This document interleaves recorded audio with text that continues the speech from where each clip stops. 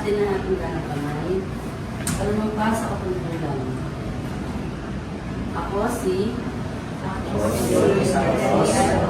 ng Muntingayan Bill Ortiz Street. Barangay Wawa, Taguig City. Na may posisyon na ng Muntingayan Bureau of Honors Association. Ay tayong na nanunumpa na tapat at buong puso kong tutuparin ang mga tungkulin at pananagutan na kaakibat ng aking posisyon. Maglilingkod ako ng walang pag-iimbot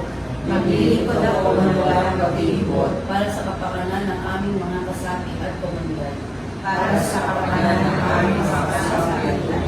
Dapat kong gagampanan at susundin ang mga patakaran at alituntunin na napagkasunduan ng asosasyon. Kaya hindi nang salat ang saligang batas at mga umiiral na batas ng Republika ng Pilipinas. Ipatutupad ko ang obligasyon ito sa aking sarili ng pusang loob nang walang anumang pag-aatubili sa isip o layunin na umiwas. Kasiyahan nawa ako ng Diyos.